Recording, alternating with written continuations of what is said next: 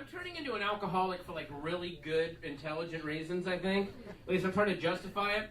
Where I'm really obsessed with super old scotches now, like 40-year-old single malts.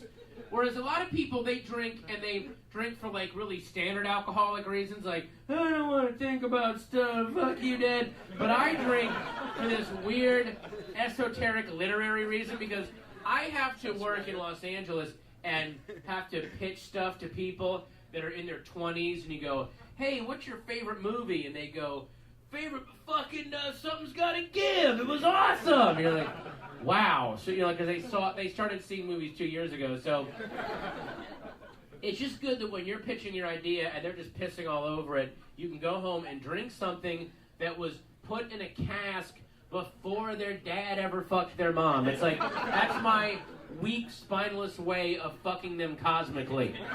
I'm going to kill brain cells with something that's twice as old as you.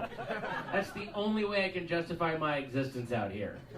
Because I'm always pitching movies. Here's what sucks, is you have to, in your mind, you think, I'm going to go in and I'm going to pitch the most original movie idea on the planet. And you get in there, and all you do are you reference other movies. And then you feel like the most unoriginal douche-noz on the planet. So you go, yeah, so the factory in the beginning will be like the newsroom and all the president's men. And then, so I would just love once to go in and pitch a movie like a G-rated movie, but only reference hardcore porno films as if everyone's seen them, like, oh, you know what I'm talking about.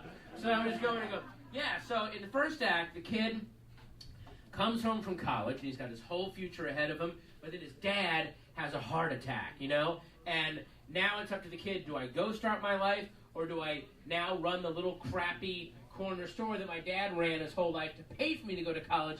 So it's like this burden on his back. You know, like, remember in Marines Don't Kiss when she's on all fours in the hotel suite and the softball team's just jacking off on her back and there's just this fucking pool of cum? It's like that kind of weight. You know what I mean? Like, what? Oh my God, like the weight of the world is on me.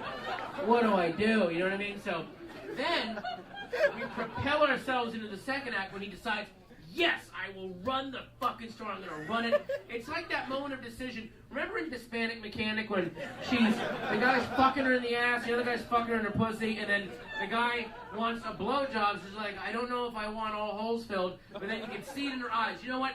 Fuck my mouth. Like that same kind of decision, I will run the store. You know what I'm saying?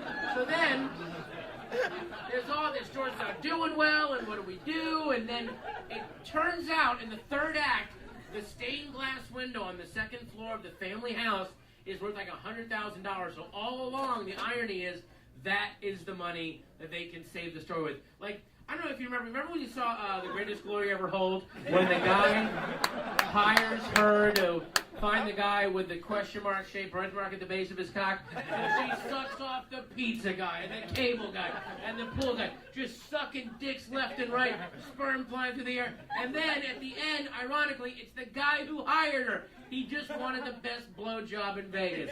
It's that same kind of irony. So, do you want a treatment on Monday? What do you think? Woo! You like that? You sons of bitches!